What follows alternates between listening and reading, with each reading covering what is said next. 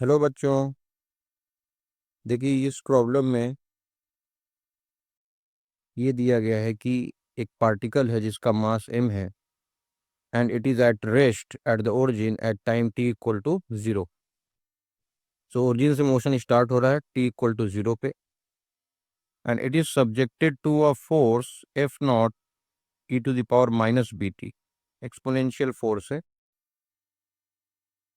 In the x direction. Now its speed is depicted by which of the following curves? हमें find out करना है कि which of the graph, which of the option correctly represent velocity versus time graph. So देखिए कि हमें force दिया गया है, ये function of time. So by integrating this force we will obtain change in momentum. By impulse momentum theorem, the integration of f with time will give change in momentum.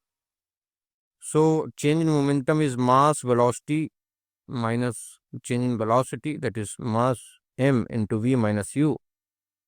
और इस force को हम यहाँ integrate करना चाह रहे हैं तो एफ नॉट तो कांस्टेंट है, इंटीग्रेशन से बाहर आ जाएगा.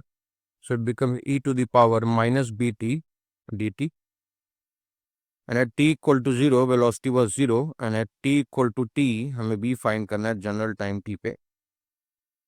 सो अगर हम इसको इंटीग्रेट करें सो ये m तो इस साइड आ जाएगा, so f naught by m हो गया और e to the power minus b t का इंटीग्रेशन हो जाएगा e to the power minus b t upon minus B.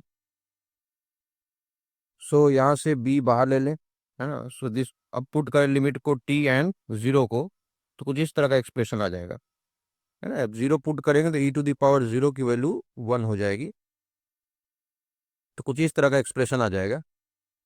और ये एक्सप्रेशन अगर आप याद करें तो आपने पढ़ा होगा चार्जिंग ऑफ कैपेसिटर में कुछ इस तरह का एक्सप्रेशन आता था, Q equal to Q naught 1 minus e to the power minus t by tau, है ना. So this is similar situation here velocity और वेलोसिटी की ये जो है this is maximum value. So this graph will be something like this.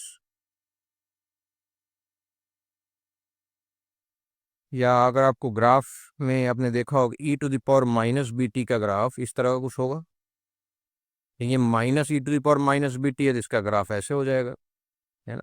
और इसमें 1 add भी करना है, सब दिस ग्राफ, है ना, goes like this. So this is the correct graph. Thank you.